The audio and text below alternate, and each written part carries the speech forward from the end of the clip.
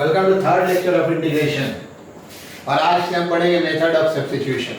Substitution को हम चार पार्ट में पढ़ाएंगे और उस चार पार्ट में पहला पार्ट आज हम बहुत सिंपल ले रहे हैं और बहुत छोटा लेक्चर देंगे। ठीक है, ये आपका फॉर्म है ax plus b into root over cx plus d या ax plus b by root over cx plus d। ठीक है, सब्स्टिट्यूशन का पहला फॉर्म है। और जो ये वीडियो छोटा होगा आज हम आपको कुछ और एडिशनल पॉइंट्स बताते हैं। ठीक है, सबसे पहले एडिशनल पॉइंट्स हम आपको बताते हैं डेफिनेट इंटीग्रेशन के बारे में। आप ये सब फिजिक्स में जानते हैं, ठीक है, और एक बार इसको रिव्यू कीजिए डेफिनेट इंटीग्रेशन के बारे में थोड़ा सा जान लीजिए, क्योंकि हम सवाल के बीच बीच में लिमिट देते चले जा रहे हैं। आपको मिला होगा सवाल के बीच बीच में लिमिट देते चले जा रहे हैं। जैसे आपका क्या होता है, if integration fx dx is equal to gx plus c, then integration a to b fx dx is equal to actually integration gx, यहाँ पे c नहीं लिखते हैं, a to b is equal to gb minus ga। ये एक definite value देगा, ये आपको एक डेफिनेट वैल्यू देगा।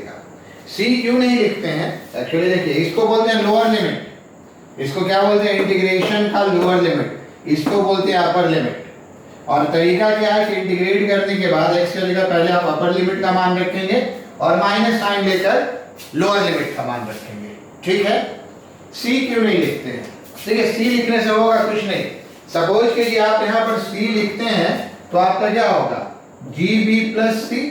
अगर आप यहाँ पे मान लीजिए c आप यहाँ पर लिखते हैं तो gb प्लस c और माइनस क्या होगा, ga प्लस c। ऑब्वियस है, c और c कैंसिल हो जाएगा, इसलिए कस्टमरी हम c लिखते ही नहीं है, लिखना ही नहीं है आपको। ठीक है, जब डेफिनेट इंटीग्रेशन हम लोग करेंगे तो सीधा लिख देना है gb माइनस ga, ये आप जानते हैं। बट हम इसको बता रहे हैं, हम इसका कुछ आपको ज्योमेट्रिकल मीनिंग बताना चाह रहे हैं। ज्योमेट्रिकल मीनिंग से पहले हम एक एग्जांपल लें। सपोज के लिए हम एक एग्जांपल लेते हैं, सपोज कीजिए कि हम एक एग्जांपल लेते हैं। ये हमारा एग्जांपल है, छोटा ही सा लेते हैं, 1 2 चलिए 3 x plus 1 dx। ठीक है, तो ये इंटीग्रेशन आपका कितना होगा, x square by 2 plus x 1 2 3। ये ब्रैकेट में लाइन में कैसे भी लिख सकते हैं। ठीक है, अब क्या होगा, इसके जगह हम 3 रखेंगे तो इसका वैल्यू क्या होगा, 3 स्क्वायर बाई 2 प्लस 3, और इसका वैल्यू फिर हम 1 रखेंगे तो क्या होगा, 1 स्क्वायर बाई 2 प्लस 1। तो ये आपका हो गया, देखिए 9 बाई 2 और माइनस 1 बाई 2। ठीक है, 9 बाई 2 माइनस 1 बाई 2 जान कर दिया, प्लस 3 माइनस 1, थोड़ा बढ़िया रहेगा। तो 9 बाई 2 माइनस 1 बाई 2 कितना हो गया, 8 बाई 2, 8 बाई 2 में से कितना हो गया, 4 4 प्लस ये आपका कितना हो गया, 4 प्लस 6, 4 प्लस 2 आपका कितना हो गया, 6 हो गया। तो अब देखिए इसका एक्चुअली ज्योमेट्रिकल मीनिंग क्या है, हम इसलिए आपको बता रहे हैं। और इंटीग्रेशन का अर्थ एक्चुअली जोड़ होता है, वो एक अलग इशू है, वो आपको हम बताएंगे प्रॉपर्टीज ऑफ डिफरेंट इंटीग्रेशन के बाद जब पढ़ाएंगे। डिफरेंट इंटीग्रेशन बाय डेफिनेशन और as limit of a sum. But अभी आप इसका ज्योमेट्रिकल मीनिंग देखिए। चलिए इसको हम जरा इरेज कर रहे हैं। ज्योमेट्रिकल मीनिंग देखिए, geometrical meaning of above example, geometrical meaning of above example. Integration जब पढ़ रहे हैं थोड़ी सी बात अभी जान लेंगे तो बढ़िया रहेगा। Geometrical meaning of above example आपका क्या है, इसको आप देखिए। पहले आप इसका ग्राफ ड्रॉ कीजिए। किसका ग्राफ ड्रॉ कीजिए, y is equal to x plus 1 का।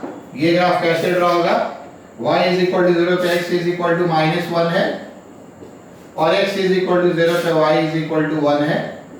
ये एक स्ट्रेट लाइन आएगा। ये जो लिमिट होता है, ये लिमिट x का होता है। dx के साथ आप डिफरेंशिएट कर रहे हैं तो कहते हैं इसको actually x is equal to 1 to x is equal to 3। इसको आप नोट करेंगे, क्या कहते हैं, x is equal to 1 to x is equal to 3, limit x का, ये जो वेरिएबल उसका लिमिट। तो x is equal to 1, x is equal to 1 कैसा लाइन होगा, ये कैसा लाइन होगा, x इज इक्वल टू 1, और x इज इक्वल टू 3 कैसा लाइन होगा, ऐसा लाइन होगा x इज इक्वल टू 3। ठीक है, अब देखिए ये 1 और 3 हो गया, ये पॉइंट भी हम निकाल लें। यहाँ पर x का मान 1 रखेंगे तो y का मान क्या आएगा 2, और यहाँ पर x का मान रखेंगे तो y का मान कितना आएगा, x3 थोड़ा नीचे लिख लें, ये कितना आ जाएगा 1 4। मीन्स कहने का क्या अर्थ है, ये लेंथ आपका हो गया 2, ये लेंथ आपका कितना हो गया, ये पूरा लेंथ आपका हो गया 4, इस पूरे लेंथ की बात कर रहे हैं, और ये लेंथ आपका कितना हो गया, ये लेंथ भी आपका 2 हो गया। देखिए तो ये ट्रेपीजियम है, ये ट्रेपीजियम है, जरा एरिया निकालिए तो। ठीक है, ये दोनों साइड पैरेलल है, एरिया ऑफ ट्रेपीजियम से कुछ भी बन सकता है, यहाँ ट्रेपीजियम बना, ये आप क्या पढ़े, half into sum of parallel sides. तो सम ऑफ पैरेलल साइड्स कितना है 2 + 4 इंटू डिस्टेंस बिटवीन देम, ये आपका कितना है, डिस्टेंस बिटवीन देम आपका है 2, ये आपका कितना आ गया 6 आ गया। यही जो इंटीग्रेशन का वैल्यू का वही आता है, यही जो इंटीग्रेशन का वैल्यू का वही आता है। तो इंटीग्रेशन क्या देता है, टेक्निकली एरिया देता है। इंटीग्रेशन क्या देता है, टेक्निकली एरिया देता है। तो इसका एडवांटेज क्या है, एरिया का फॉर्मूला हर फिगर के लिए नहीं हो सकता है, हम कुछ स्पेसिफिक फिगर के लिए पढ़ते हैं। अब कर्व अगर बहुत कॉम्प्लिकेटेड हो जाए तो एरिया कैसे निकालेंगे, जैसे मान लीजिए हम आपको एक ऐसा क्वेश्चन दे रहे हैं, ठीक है, इसमें आपको जो लिखना है लिख लीजिए। एक और एग्जांपल दे रहे हैं, ठीक है, ये आपको हम एक एग्जांपल दे रहे हैं। सपोज कीजिए आपका ये कर्व है, ये कर्व आपका है y = x² + 1 का, ठीक है, ये आपका 0 है, ये 0 पे इसका मान 1 होगा, और ये कर्व है। और मान लीजिए यहां पर एक पॉइंट ले x = 2, ठीक है, तो ये आपका 2 पे कितना हो जाएगा 5, खैर यहां से मतलब नहीं है। ये वाला एरिया कितना होगा, तो ये वाला एरिया कितना होगा, ये वाला एरिया कितना होगा, इसको निकालने का तरीका सिर्फ इंटीग्रेशन के पास है। That's why integration is important. ये वाला एरिया कितना होगा, तो ये निकालने का तरीका सिर्फ इंटीग्रेशन के पास है। तो ये एरिया आप सीधा कितना लिखेंगे, ठीक है। नेक्स्ट एग्जांपल हम दे रहे हैं, area of shaded portion, area shaded portion, ये आप सीधा लिखेंगे 0 to 2 x² + 1 dx। और इसका नाम इंटीग्रेशन क्यों है, इसको हम बताते हैं, जो आपको हम बताएंगे। दरअसल ये एरिया कैसे निकाला जाता है, तो इसको बहुत छोटे छोटे रेक्टेंगल में बांटा जाता है। ये आप बहुत आगे पढ़ेंगे, इसके लिए अभी हमको काफी टाइम लगेगा। इंटीग्रेशन में 15-16 लेक्चर है, फिर डेफिनेट इंटीग्रेशन में 7-8 लेक्चर, उसके बाद आप ये पढ़ेंगे। पर समझ लीजिए, इसको छोटे छोटे रेक्टेंगल में बांटा जाता है। जब बहुत छोटा रेक्टेंगल मानेंगे तो ऊपर वाला लगभग आपका सेम हो जाएगा। सारे रेक्टेंगल को हम ऐड करते हैं, सर आप श्योर ना पढ़े तो शुरू में सर ये थ्योरी देने का प्रयास किए हैं, और सारे रेक्टेंगल को ऐड करके दिखाते हैं उसका एरिया लिमिटिंग केस में। लिमिटिंग केस क्यों कह रहे हैं, जब ये बहुत छोटा होगा, जितना छोटा रेक्टेंगल मान सकते हैं, वो जो एरिया होगा वो इसके एरिया के बराबर होगा। तो इंटीग्रेशन एरिया देता है, ये सबसे इंपॉर्टेंट फैक्ट है। तो ये वाला एरिया आपका कितना हो जाएगा, आप लिख सकते हैं x³ / 3 + x, कहां से कहां तक, 0 से 2 तक। तो आप ये रखेंगे तो 2³ / 3 + 2 और माइनस 0³ / 3। चलिए पूरा हमने रख दिया 0। तो ये आपका सॉल्व हो क्या आ गया, ये आपका आ गया 8/3 + 2, 2 दिया 6, 14/3 स्क्वायर यूनिट। तो ये आपका एरिया देता है इंटीग्रेशन, बशर्ते कि फिगर एक्स एक्सिस से ऊपर हो। अगर फिगर एक्स एक्सिस से नीचे होगा, मान लीजिए कोई फिगर आपका ऐसा आ गया, सपोज कीजिए हम एक फिगर आपका ऐसा ले रहे हैं, मान लीजिए ले रहे हैं ए बी और सी, ठीक है। तो इसका अगर हमको एरिया निकालना होगा, तो इसका अगर हमको एरिया निकालना होगा, इंटीग्रल वैल्यू एरिया में थोड़ा सा अंतर आ जाता है। इसका अगर हमको एरिया निकालना होगा, ठीक है, इंटीग्रल वैल्यू तो आप सीधा निकाल देंगे a to c, फंक्शन जो भी रहेगा ठीक है, लेकिन अगर आपको एरिया निकालना होगा, इसको आप नोट करेंगे फिर से। ठीक है, जब फंक्शन, ये क्या है, नोट क्या करना है, जब fx लेस देन 0 है, मतलब फंक्शन x एक्सिस के नीचे, तो एरिया ऐसे निकालते हैं। हालांकि इसकी अभी आपको जरूरत नहीं पड़ेगी, फिजिक्स वगैरह में सारा चीज फर्स्ट क्वाड्रेंट में होता है, आप सीधा निकाल लेंगे। और जब आप b से c को इंटीग्रेट करेंगे, एक्चुअली आप b से c को इंटीग्रेट करेंगे तो इंटीग्रल वैल्यू आपका नेगेटिव आएगा, लेकिन एरिया निकालने के लिए क्या करना होगा, a2 से ये मान निकाल कर इसका मॉड ले लेंगे। आई बात समझ में? तो नॉर्मली एरिया इंटीग्रल वैल्यू कब बराबर होता है, जब एक्सिस एक्स एक्सिस के ऊपर, अदरवाइज ये थोड़ा सा चेंज भी कर सकता है। ठीक है, अगर इसमें ये दोनों डिफरेंट हो जाएगा तो डेफिनेट इंटीग्रेशन हम बीच बीच में क्वेश्चन में दे रहे हैं, उसका आपको हमने कारण बताया। ठीक है, और उसके बाद हम आगे बढ़ते हैं, अब हम आते हैं सब्स्टिट्यूशन पे। ठीक है, अब हम आते हैं सब्स्टिट्यूशन पे। हम पहला क्वेश्चन अभी आपका लेंगे, मान लीजिए हम ये क्वेश्चन लेंगे, पहला क्वेश्चन हम आपका लेंगे, 2 क्वेश्चन बताएंगे, ज्यादा नहीं। 5x + 3 के साथ √2x - 1dx। पर आगे बढ़, क्वेश्चन अभी नहीं लिखे, आगे बढ़ने से पहले हम आपसे एक दो बात पूछना है, ये जरा नोट कीजिए। ठीक है,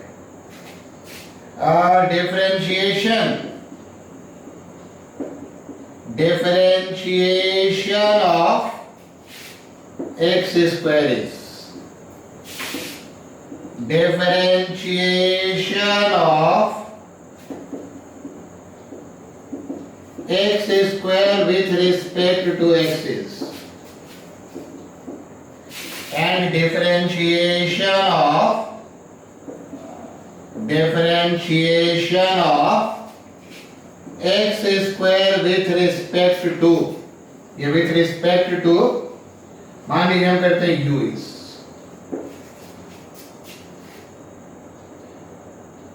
देखिए इसमें क्या आंसर है, आपको पहला और दूसरा में कोई अंतर नहीं पता चल रहा होगा। हम लोग ये पढ़ते हैं differentiation of x square with respect to x is 2x। Actually हम जो पढ़ते हैं, हम क्या पढ़ते हैं, dy dx of x square 2x। ये क्या लिखा हुआ है, डिफरेंशिएशन ऑफ x स्क्वायर। ठीक है, नॉर्मली उसमें with respect to x implied होता है, बट अगर इंप्लाइड नहीं हो, ऐसा सिचुएशन कह रहा है, तो एक्चुअली हम ये पढ़ रहे हैं dx स्क्वायर, और ये कहते हैं कि x स्क्वायर का डिफरेंशिएशन हो गया 2x और इनटू dx रहेगा, तो ये सही आंसर होगा, डिफरेंशिएशन ऑफ x स्क्वायर।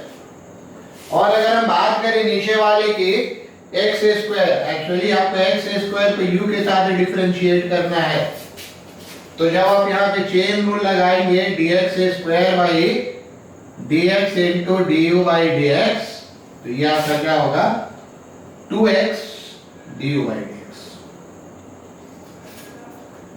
तो जैसे अगर हम पूछे कि sin x का डिफरेंशिएशन क्या होता है, तो नॉर्मल केस में हम कहते हैं sin x का डिफरेंशिएशन क्या होता है cos x, लेकिन अगर हम बात करें d sin x क्या होता है, तो कहेंगे sin x का डिफरेंशिएशन cos x और इसका dx। अगर पूरा dy dx लिखेंगे तो आपका सीधा क्या होगा cos x। जैसे हम कहेंगे कि d log x क्या होता है, हमने पढ़ा है d by dx of log x, हमने क्या पढ़ा है, d by dx of log x is equal to 1 by x, तो log x का 1 by x, फिर इसका dx। ये लिखने का तरीका है। एक और एग्जांपल लिख रहे हैं, अगर हम आपसे पूछे कि d e to the power x cube का डिफरेंशिएशन क्या होगा, d लिख रहे हैं, by dx नहीं लिख रहे हैं, तीनों एग्जांपल्स को आप नोट कर लेंगे। तो e का power x cube, chain rule से x क्यूब का कितना होगा 3x स्क्वायर, और फिर x का कितना होगा dx। जब ये विद रिस्पेक्ट टू dx होता है तो वो dx by dx 1 हो जाता है।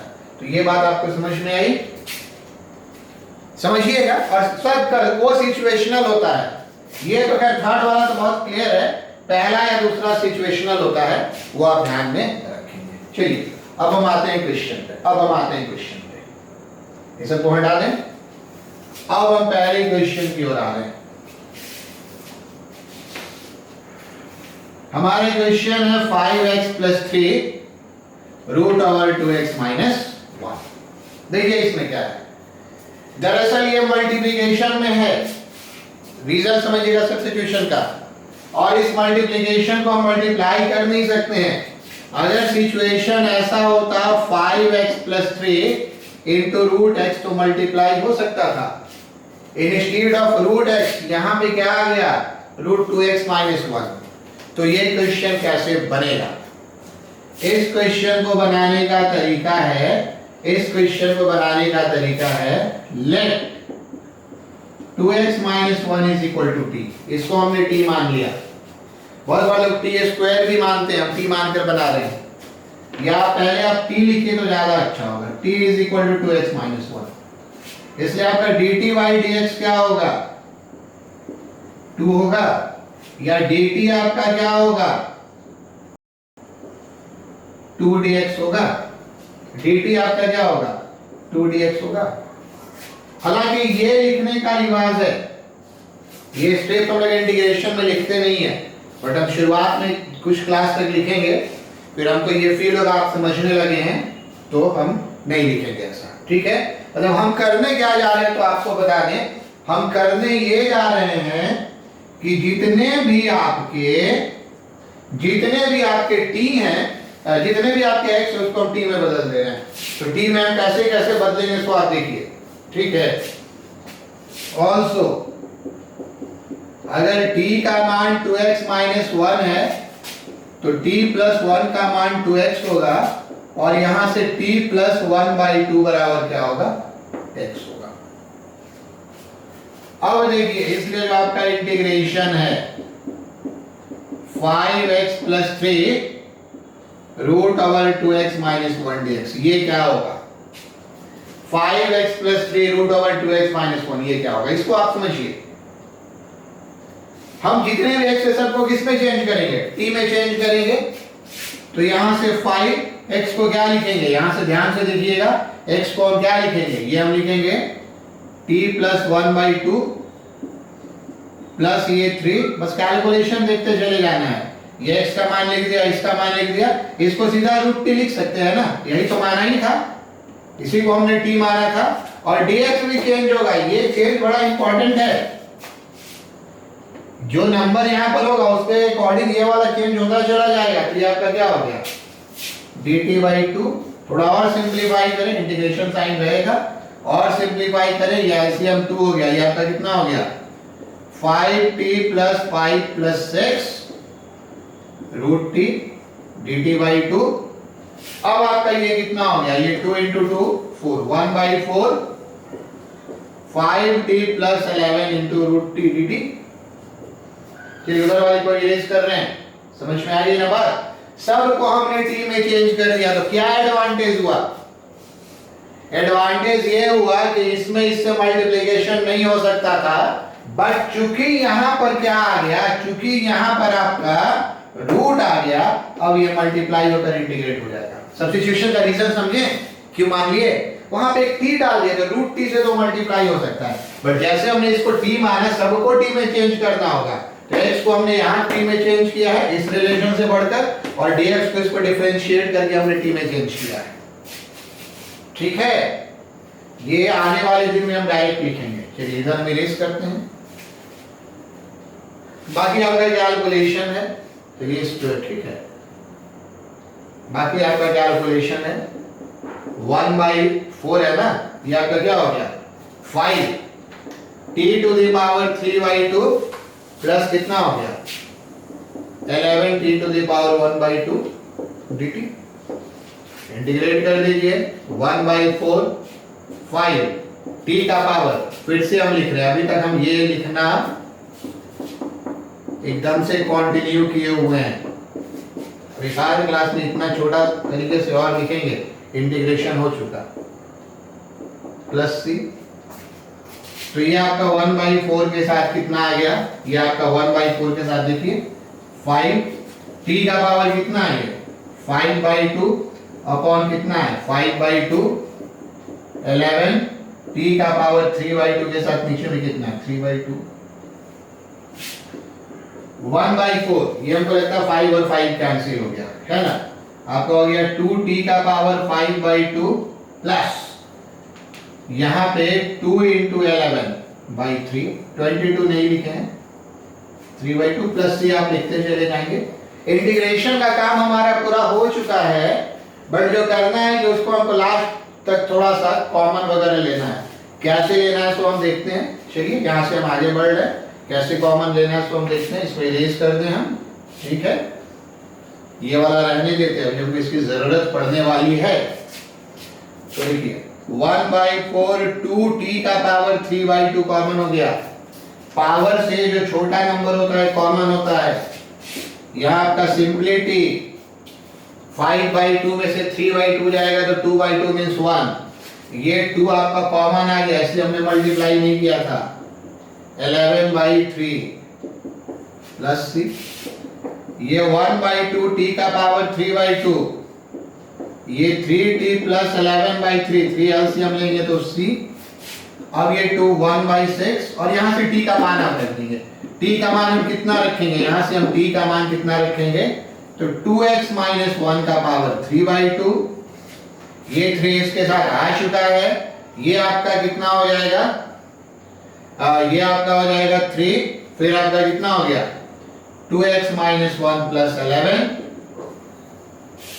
थोड़ा सा कुछ और कॉमन आ रहा है, यहां तक आपको एक्चुअली बनाना होगा।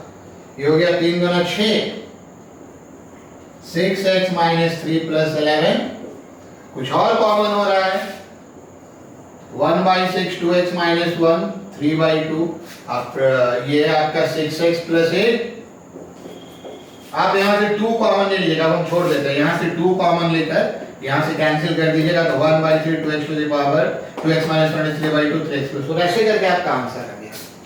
ठीक है, तो ये आपका क्वेश्चन है, ये आपका क्वेश्चन है। यहां पर हम लीनियर लेकर चल रहे हैं, लेकिन यहां पे अपने एक सवाल में स्क्वायर भी दे देंगे, फर्क नहीं पड़ता है। इंपॉर्टेंट क्या है कि इस cx प्लस d को अगर हम t मान लें तो √t है तो मल्टीप्लाई हो जाएगा, √t है तो क्या हो जाएगा डिवाइड हो जाएगा। तो चलिए होपफुली आपने इसको नोट कर लिया होगा। हम बढ़ते हैं एक और क्वेश्चन की ओर, बढ़ते हैं एक और क्वेश्चन की ओर।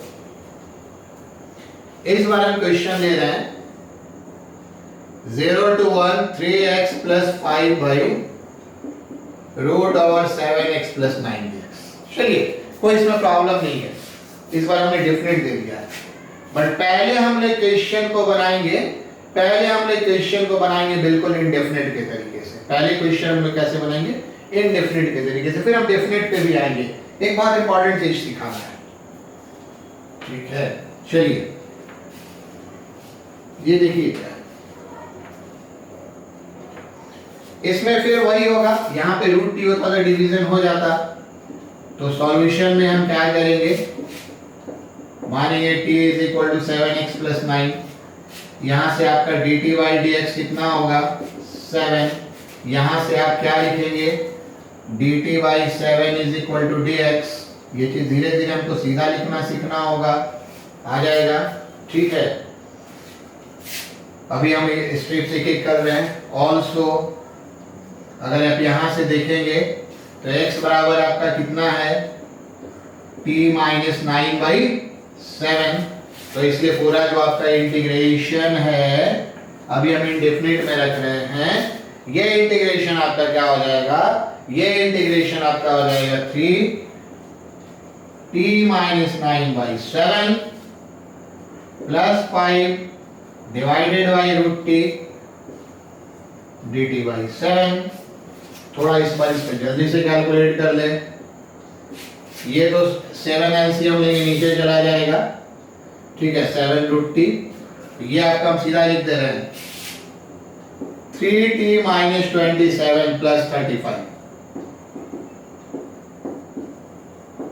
dt/7। अच्छा एक स्टेप हम और कर लें, एक स्टेप हम और कर लें, इसको हम ऐसे कर सकते हैं, इसको हम ऐसे कर सकते हैं, चलिए नीचे यही लिख लें 1/49 7 7 49 3t + 8 √t dt।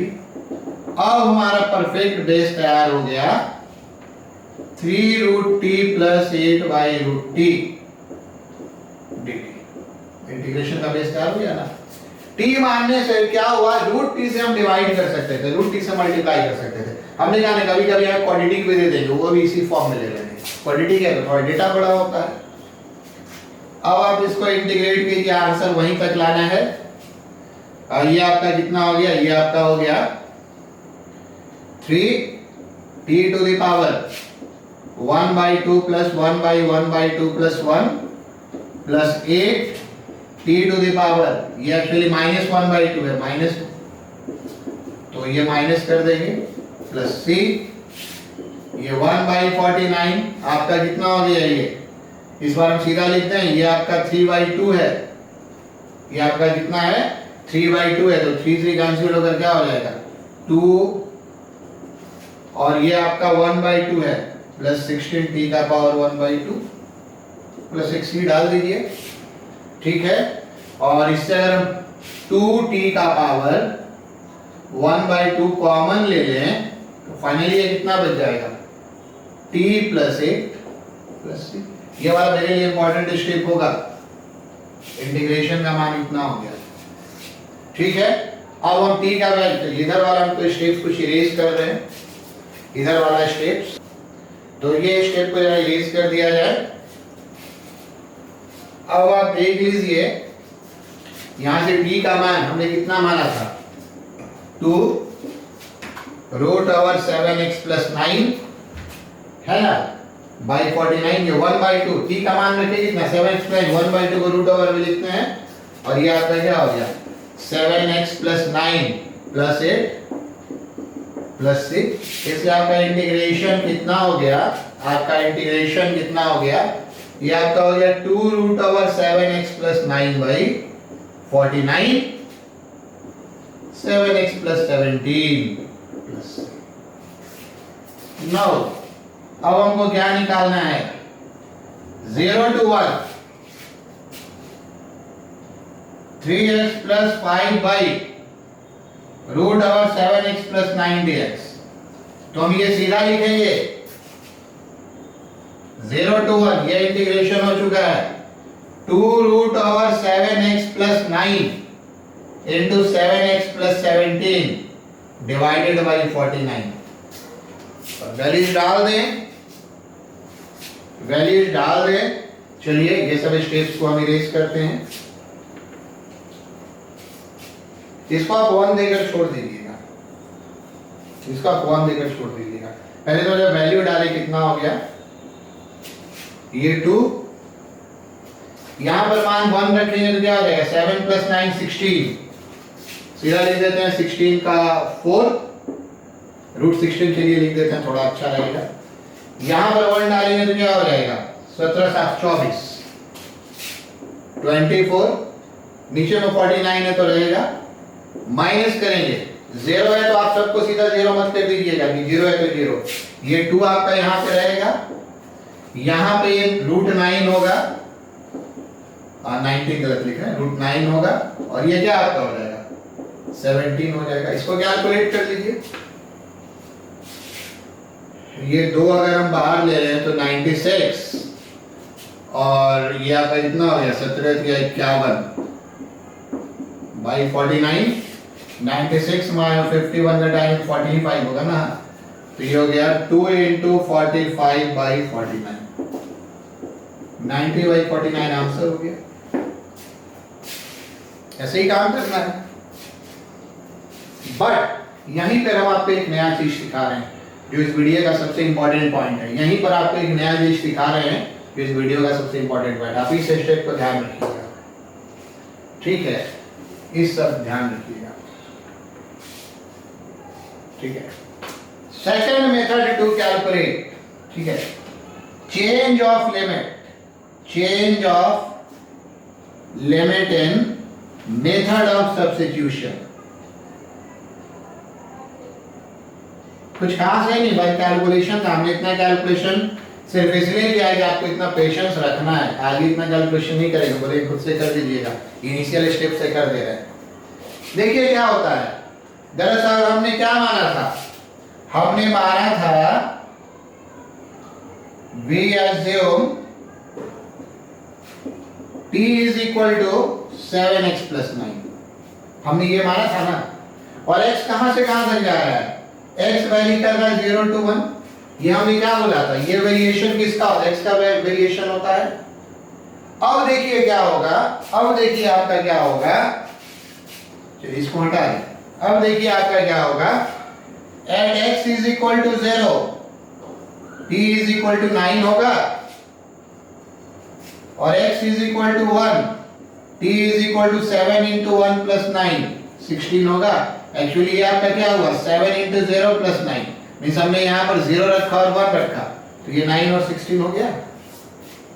तो हमको करना क्या, तो आप बात समझिए इसमें क्या फायदा है। अब हमको यहां से नहीं यहां तक कैलकुलेशन नहीं करना था, ठीक है। अब हम सेकंड मेथड पे आ रहे हैं। आगे से हम ऐसा कभी नहीं करेंगे, ठीक है। हम इसी t में मान रखेंगे फ्रॉम 1 से देखिए इंटीग्रेशन का मान कितना होगा। ये था 2/49, तो हमको इंटीग्रेशन साइन क्या दे रहे हैं, 2/49 हम बाहर ले लें और ये आपका कितना है t to the power 1/2 t plus 8। c नहीं लिखना है क्योंकि डेफिनेट इंटीग्रेशन पे आ गए ना, तो c ऐसे भी कैंसिल हो जाता है 0 to 1 नहीं 16 9 to 16। जैसे 0 to 1 था ना, तो 0 के जगह यहाँ पे क्या हो गया, जब x 0 था तो t 9 हो गया। बात यही समझना है, x 0 था तो t 9 हो गया, x 1 था तो t 16 हो गया। क्योंकि ये t में आ गया तो इसको हम क्या लिखेंगे 9 to 16। अब आप वैल्यू यहाँ पर डालिए 2/49, ठीक है। t का मान यहाँ पर हम कितना डाल दें 16, तो √16 इनटू कितना हो गया आपका ये 24, देखिए उसी तरह का डेटा आएगा और माइनस 9 रखेंगे क्या होगा √9 इनटू आपका कितना आएगा 17। ये डेटा जो इतना लंबा चौड़ा किए थे तो आसानी से आ गया। और ये सीखना बहुत जरूरी है क्योंकि डेफिनेट इंटीग्रेशन के प्रॉपर्टी में वापस हम x में चेंज नहीं कर पाते बहुत सारे क्वेश्चन को। सेम कैलकुलेशन आ गया ना 2/49, अब 96 minus 51 90/49। तो चेंज ऑफ लिमिट जो हमने आज बताया ये बड़ा इंपॉर्टेंट चीज है। चेंज ऑफ लिमिट जो हमने आपको अभी बताया ये बहुत इंपॉर्टेंट है, ठीक है। चेंज ऑफ लिमिट जो हमने आपको बताया ये बहुत इंपॉर्टेंट है। इसमें हम कुछ और अगले क्लास में काम करेंगे क्योंकि अगला मेथड भी सब्स्टिट्यूशन का मेथड होगा। आज हम आपको प्रॉपर बात क्या सिखा रहे हैं कि रूट में cx प्लस d हो उसको t मान लेंगे तो मल्टीप्लिकेशन डिवीजन हो सकता है। पहला वो बात है। ऐसा ही एक ही तरह के 6-7 क्वेश्चन आपको देंगे और चेंज ऑफ लिमिट थोड़ा प्रैक्टिस करेंगे, ठीक है। चेंज ऑफ लिमिट थोड़ा प्रैक्टिस करेंगे। जैसे एक छोटा सा एग्जांपल और देते हैं, हालांकि ये एग्जांपल अगले क्लास के हिसाब से है, ये एग्जांपल अगले क्लास के हिसाब से है, ठीक है। पर आपको देखते हैं, जैसे मान लीजिए आपको अभी क्वेश्चन देंगे एग्जांपल, आपको हम देंगे 0 to π/2 और क्वेश्चन देंगे sin to the power 4x cos dx। ये वाला चीज एक्चुअली हम पढ़ाएंगे वीडियो नंबर 5 में, बट अब कुछ बात आप देखते चले जाइए ये कैसे इंटीग्रेट होगा। इसको इंटीग्रेट करने के लिए हम t मानेंगे कितना sin x। रूल लिखवाएंगे वीडियो नंबर 5 में कब क्या मानते हैं, और अभी आप समझ जाइए। यहां से आपका dt/dx क्या हो जाएगा cos x। तो ये सब तो हटाई लिख ही लिया हुआ काफी देर। तो dt आपका क्या हो जाएगा, dt आपका हो जाएगा cos x dx। अब देखिए पूरा इंटीग्रेशन क्या होगा। इंटीग्रेशन में आपने इसको कितना माना था t माना था, तो t का पावर 4। ये पूरा मिलकर कितना आ गया, ऐसे हमने डेटा सेट करके आसान सा दिया था। ये पूरा मिलकर आपका dt आ गया। बट अब हम यहां पर 0 to π/2 नहीं लिख सकते हैं। वो 0 to π/2 किसके लिए था, वो x के लिए था। अब हमको ये लिमिट t में चेंज करना होगा। कैसे, since t is equal to sin x and x is equal to 0, t is equal to sin 0, इसलिए 0 at x is equal to pi by 2, t is equal to कितना, sine pi by 2, इसलिए 1। तो ये limit आपका हो गया 0 to 1। आप वापस इसके लिए साइन का पावर 4x रख के भी काम कर सकते हैं, बट ये प्रैक्टिस आपको करना है, नहीं तो आगे आप डिफरेंट इंटीग्रेशन में परेशान हो जाएंगे। मींस रिजल्ट में क्या आ रहा है निकल कर, सारी टर्म को t में चेंज करते हैं, dx को भी अकॉर्डिंगली dt में चेंज करते हैं। ठीक है, अभी तो हम इसको मल्टीप्लिकेशन डिवीजन की तरफ पास ऑन कर दे रहे हैं, आगे आगे नहीं करेंगे। अभी आपका कितना हो गया, t to the power 5 by 5, 0 to 1, तो ये आपका 1 by 5 minus 0, 1 by 5, ये तरीका हो गया। चलिए चलते चलते हम आपको एक और क्वेश्चन यहाँ पर दे रहे हैं, बता दे रहे हैं। हमसे कुछ लोगों ने पूछा था सर ये कैसे बनाएंगे। एक्चुअली ये फॉर्म 1 का क्वेश्चन है, फॉर्म 1 के वीडियो में मैंने नहीं दिया था। ठीक है, पर ये क्वेश्चन देख लीजिए। सर इसको कैसे इंटीग्रेट करेंगे। ठीक है, ये फॉर्म 1 का क्वेश्चन है, अलजेब्रिक ट्रांसफॉर्मेशन। देखिए इसका पहला तरीका क्या है, पावर 3 4 होता तब तो आप बड़ा आसानी से काम कर सकते थे। ये जब सब्स्टिट्यूशन में आ गया ना, बस हम वीडियो बंद करने वाले हैं, ज्यादा नहीं, काफी है ये। अब इसको देखिए, एक तो तरीका है कि आप इससे इसको डिवाइड करके काम कर लीजिए, ऐसे भी काम होता है, ये काम होता है, कोई दिक्कत नहीं है। बट यहां पर जो डेटा हमने दिया है, आप इसको रिकॉल कीजिए तो ये सब रिवर्स ऑर्डर कभी कभी पकड़ना पड़ता है। x4 x5 x6 ये होगा 1 by 1 minus x 1 minus x का पावर 7। जीपी का रिवर्स ऑर्डर पहले भी कभी कभी हम यूज किए हैं, तो सर इतना याद कैसे रहेगा, ये प्रश्न कभी मत कीजिए, पढ़ते पढ़ते इतना एग्जाम्पल्स आते हैं कि याद होने लगता है। तो इसलिए ये जो हम इंटीग्रेशन लिखेंगे, यही चीज दिया हुआ था, तो इसको हम इतना से रिप्लेस कर सकते हैं। तो ये आप लिखिएगा 1 plus x square plus x cube x4 x5 x6। अब आप डिवीजन से बच गए और इंटीग्रेट करते चले जाइएगा, x square by 2 x cube by 3 x4 by 4 x5 by 5 x6 by 6 x7 by। तो ऐसे ही मैंने बता दिया, किसी ने पूछा था, मुझे लगा कि नहीं डिवीजन वाला तो ठीक है, पर डिवीजन वाला तो ठीक है, बट कभी कभी डेटा ऐसा क्वेश्चन डिवीजन में टाइम काफी लग जाएगा, पर क्वेश्चन सेट ऐसा डेटा सेट करता है कि आप इसको एकदम उल्टे तरीके से पकड़िए। आपको ये नजर आना चाहिए a by 1 minus r 1 minus r के पावर n का फॉर्म है, ये नजर आना चाहिए। जहाँ a की जगह 1 है, r की जगह x है और n की जगह 7 है। तो छोटा वीडियो था, हमको लगता है 30-35 मिनट का वीडियो रहा होगा ये, इसको आप देखिए। एक ही तरह का हम आपको क्वेश्चंस देंगे, उसको आप बनाइए। अगले क्लास में हम और सब्स्टिट्यूशन के बारे में बताएंगे। एक्चुअली उस फॉर्मेट को हम लोग कहते हैं सबसे इंपॉर्टेंट सब्स्टिट्यूशन का है, और वो फिर लंबा क्लास होगा। ठीक है, इस क्लास का तरीका क्या होगा, खुद से भी ट्राई कर सकते हैं। हम इसको t मानेंगे, ठीक है, t मानेंगे gx को, तो dt by dx आपका क्या हो जाएगा, g dash x, तो dt आपका क्या हो जाएगा, dx।